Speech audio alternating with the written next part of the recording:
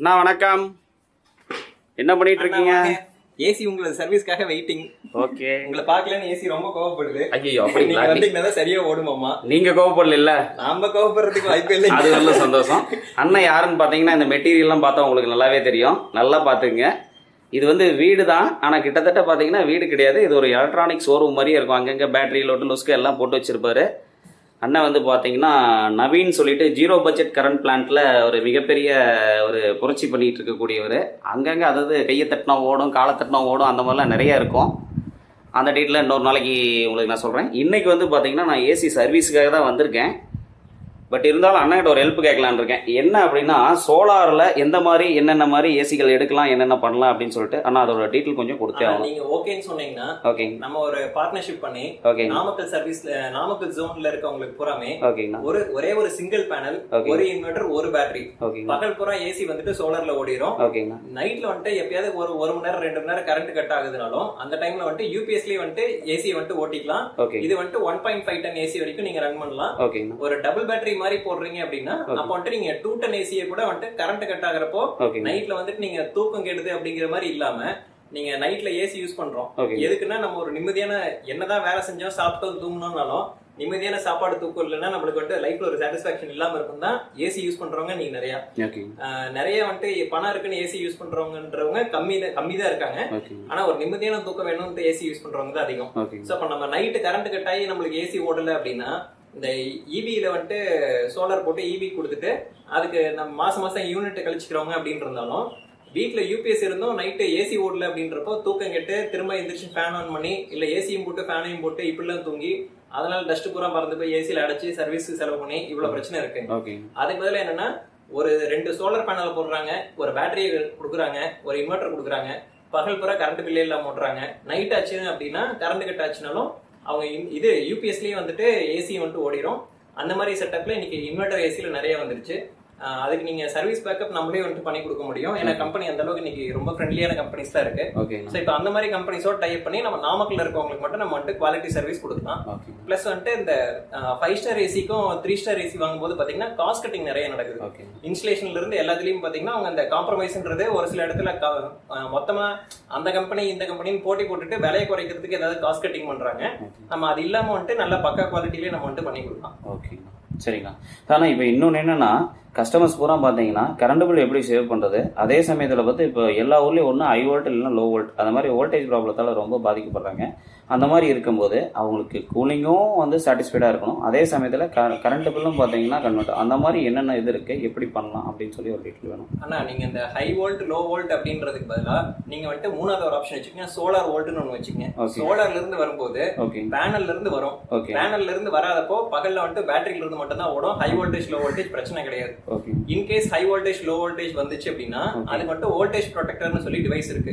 1800 ரூபா 2000 ரூபா இந்த ரேஞ்ச்ல வந்துட்டு பிரைஸ் இருக்கும்.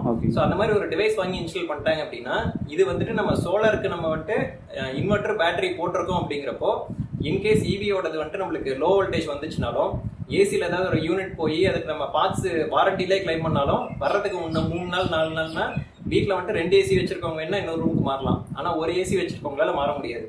அந்த மாதிரி டைம்ல இவங்க சோலார் போடுறதுங்கிறது ஒரு சோலார் பேனலுக்கு வந்துட்டு ஒரு 2 பேனல் போட்டாங்கன்னா ஒரு 35,000 ரூபா 38,000 ரூபா அப்ராக்சிமேஷன் காஸ்ட் ஆகுது அப்படின்னா பகல் பூரா உங்களுக்கு கரண்ட் பில் கிடையாது, உங்களோட ஸ்லாப் ஏறாது. அந்த ஸ்லாப் இன்னைக்கு ஷட் டவுன் அப்படின்னாலும் உங்களோட ஏசி வந்துட்டு ஓடிக்கிட்டே இருக்கும். நீங்க வெய்ய காலத்துல மட்டும் ஏசி யூஸ் பண்றீங்க அப்படின்னா மழை காலம் வந்ததுக்கு அப்புறம் ஏசியை தவிர நீங்க வந்துட்டு mixie, grinder, washing machine, induction stove, electric bike இருந்தா எலக்ட்ரிக் பைக் நீங்க எல்லாத்தையும் அதே பேனல் செட்டப்ல வந்துட்டு சார்ஜ் பண்ணிக்கலாம். உங்களுக்கு அதுல வந்துட்டு வீண் போறதுங்கிறது எதுவும் கிடையாது. இன்னொன்னு நீங்க கரண்ட் கட்டை பத்தி கவலைப்பட மாட்டீங்க. கரண்ட் கட்டு இன்னைக்கு பூரா ஷட் டவுன் அப்படின்னாலும் உங்களோட ஏசி ஓடிக்கிட்டே இருக்கும். இன்கேஸ் லோ வோல்டேஜ் வருது அப்படின்னா லோ வோல்டேஜ் வர்றது வந்துட்டு உங்க யூபிஎஸ்ல ஏசி இருக்குங்கிறப்ப நீங்க யூபிஎஸ் மெயின்ஸ் வந்துட்டு கட் பண்றதுக்கு அங்க ஒரு சர்க்யூட் ஒன்று போட்டீங்கன்னா போதும், உங்களோட ஏசி வந்துட்டு டேமேஜ் ஆகாது. அதனால நீங்க இதுல உங்களுக்கு வந்துட்டு செலவு அதிகமா ஆகிற மாதிரி இனிஷியலா தெரியும். பேட்டரியில சீக்கிரம் போயிடும் அப்படின்னு சொல்லி கேட்பாங்க. ஆனா அது வந்துட்டு உண்மை கிடையாது. என்னன்னா நார்மலா யூபிஎஸ் வாங்குற பேட்டரிக்கு தான் 3 வருஷம் வாரண்டி கொடுப்பாங்க. சோலார் பேட்டரிக்கு வந்துட்டு 5 வருஷம் ரீப்ளேஸ்மெண்ட் வாரண்டியே கொடுக்குறாங்க. இது வந்துட்டு எல்லா கம்பெனியும் இன்னைக்கு பண்றாங்க. இது என்னன்னா சோலாருக்கு யூஸ் பண்ற பேட்டரி வந்துட்டு சீக்கிரம் போகாது. நல்ல இன்ஸ்டலேஷன் ப்ராப்பரா பண்ணீங்க அப்படின்னா ஓவரால் லைஃப் வந்துட்டு அதிகம் வரும். நீங்க ஒரு ஏசியை 30,000 ரூபாய்க்கு வாங்கிட்டு மாசம் 5,000 ரூபாய் கரண்ட் பில் கட்டுறதுங்கிறது ஒரு டைப். அதே ஏசியை வந்துட்டு சோலாரோட சேர்த்து 70,000 ரூபாய்க்கு வாங்கிட்டு மாசம் 1000 ரூபாய் மட்டும் கரண்ட் பில் கட்டுறது அப்படிங்கிறது இன்னொரு ஆப்ஷன் இருக்கு. இப்போ நீங்க அந்த வோல்டேஜ் டிராப் ஆகுது இன்க்ரீஸ் ஆகுது பத்தி கன்வெர்ட் இருக்குன்னு சொன்னீங்க, அது வந்து ஏசி வோல்ட்டுக்கான இல்ல சோலார் பேனலுக்கு? ஆனா இபில இருந்து வரும்போது மட்டும்தான் நம்ம சோலார்ல இருந்து வர்றது வந்துட்டு பாத்தீங்கன்னா சோலார் பேனல்ல இருந்து இன்வெர்டருக்கு வரும், இன்வெர்டர்ல இருந்து பேட்டரி சார்ஜ் ஆகும், பேட்டரியில இருந்து எடுத்து இன்வெர்டர் வந்துட்டு யூஸ் பண்ணிட்டு இருக்கோம். பேனல்ல குறைஞ்சதுன்னா பேட்டரியில இருந்து எடுக்கும், பேனல்ல வந்துட்டு எக்ஸஸ் வருது நம்ம ஏசி கம்மியா தான் யூஸ் பண்ணுது அப்படின்னா மீதி வந்துட்டு பேட்டரியில ஸ்டோர் ஆகும். இப்ப நீங்க இபில வந்துட்டு நைட்டு சாயந்தரத்துக்கு அப்புறமா இபிக்கு மாறிக்கும். நீங்க ஏசியை நான் ஸ்டாப்பா யூஸ் பண்றீங்க அப்படின்றப்போ சாயந்தரம் 5 மணிக்கு மேல உங்களுக்கு எப்பயாவது லோ வோல்டேஜ் வந்துச்சுன்னா தான் உங்க ஏசி டேமேஜ் ஆகுதுங்கிற பிரச்சனை வரும். ஆனா 5 மணிக்கு மேல என்ன ஆகும்னா இபி லைன் இங்க வரும், அடுத்து உங்களோட யூபிஎஸ் கனெக்ட் ஆயிருக்கும், யூபிஎஸ்ல இருந்து ஏசி கனெக்ட் ஆயிருக்கும். இந்த இபிய யூபிஎஸ்க்கு முன்னாடியே கட் பண்ணிடுவோம். சோ அதனால உங்களோட வோல்டேஜ் வந்துட்டு ஸ்டேபிளா வந்துட்டு இருக்கும். இன்வெர்டர் ஏசிக்கு வந்துட்டு பாத்தீங்கன்னா ஸ்டார் ரேட்டிங் இதுல வந்துட்டு போட்டிருப்பாங்க ஸ்டெபிலைசர் ஃப்ரீ அப்படின்னு. ஆனாலும் அதை தாண்டி போர்டு போறதுக்கு முக்கியமான ரீசன் என்னன்னு பாத்தீங்கன்னா ஸ்டெபிலைசர் ஃப்ரீங்கிறது 180 வோல்ட்ல இருந்து 380 வோல்ட் வரைக்கும் ஒரு வோல்டேஜ் ரேஞ்ச் இருக்கும். அந்த ரேஞ்சுக்குள்ள மட்டும்தான் அது வந்து ஸ்டெபிலைசர் ஃப்ரீ. அதுக்கு அதிகமா போச்சுனாலோ கம்மியா போச்சுனாலும் நீங்க ஸ்டெபிலைசர் போட்டு தான் ஆகணும். சோ இப்ப இது போடாம விட்டீங்க அப்படின்னா அந்த பிரச்சனை வரும். ஆனா இந்த சோலார் செட்டப் நம்ம சொல்ற மாதிரி பண்ணிட்டீங்கன்னா அந்த நீங்க சொல்ற அந்த ஸ்டெபிலைசர் போடுறதுக்கு ஒரு 3000-4000 நீங்க நல்ல ஸ்டெபிலைசர் வாங்குற காஸ்ட்டுக்கு பதிலா நீங்க அந்த 4000 ரூபாய் சோலார் பேனல் போட்டீங்கன்னா உங்களுக்கு வந்து அந்த ஏசி ஒரு நாளைக்கு 2 மணி நேரம் ஓடுறதுக்கு அந்த ஏசியோட லைஃப் டைம் மட்டும் 5 வருஷம் 10 வருஷம் லைஃப் வருது அப்படின்னாலும் சோலார் பேனலுக்கு வாரண்டி 28 வருஷம் அப்படிங்கிறப்ப 28 வருஷத்துக்கு நீங்க ஒரு நாளைக்கு 2 மணி நேரத்துக்கான கரண்ட் வந்துட்டு அந்த பேனல்ல இருந்து உங்களுக்கு கிடைச்சிடும். Okay okay. எல்லா விதத்துலயும் இது பெனிஃபிட்டா இருக்கும்னு சொல்லி சொன்னீங்க.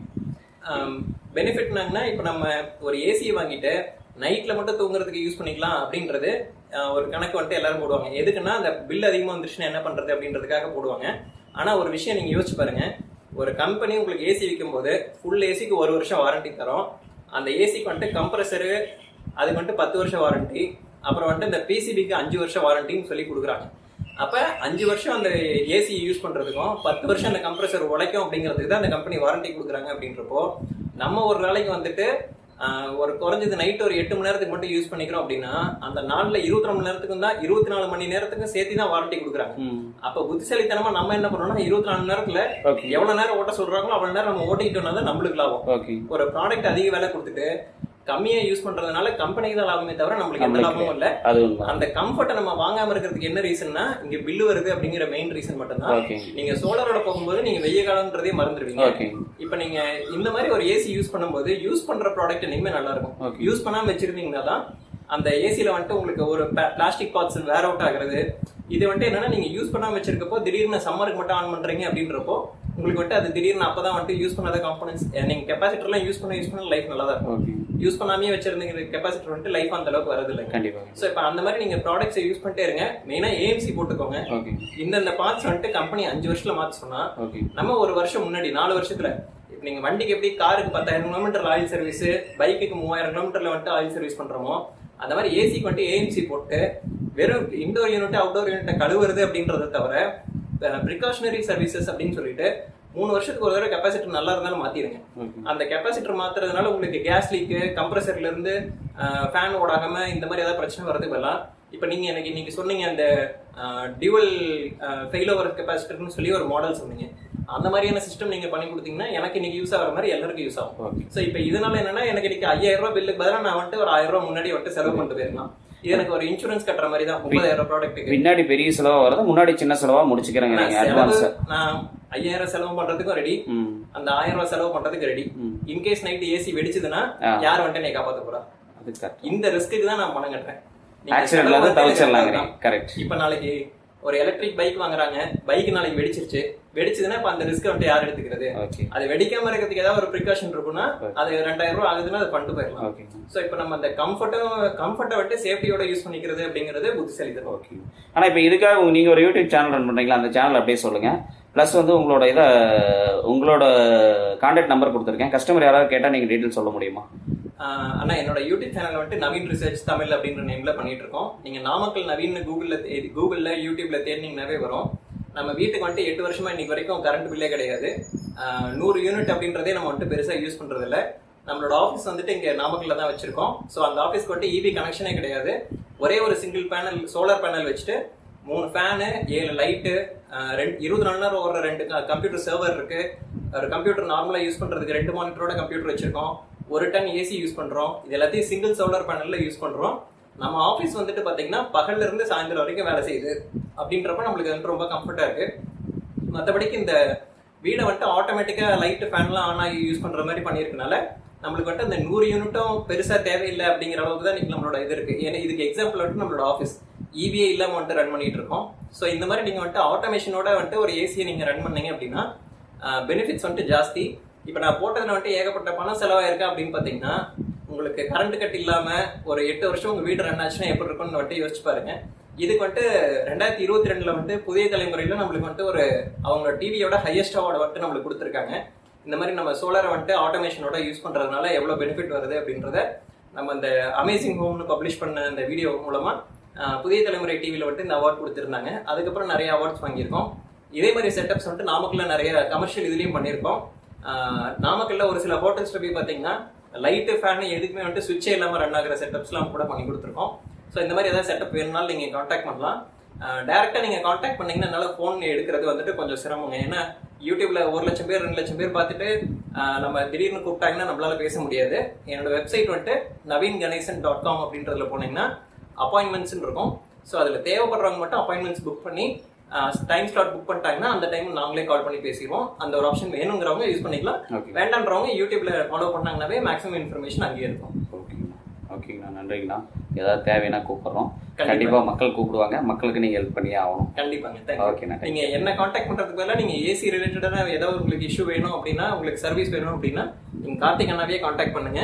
அதுக்கு மேல உங்களுக்கு கன்சல்டேஷன் வேணும் அப்படின்னா அப்ப நீங்க வந்துட்டு என்னோட அப்பாயின்மெண்ட்ஸ் வந்துட்டு யூஸ் பண்ணிக்கோங்க. வேற ஏதாவது தகவல் வேணும்னா நான் கண்டிப்பா ஷேர் பண்றேன். தேங்க்யூண்ணா.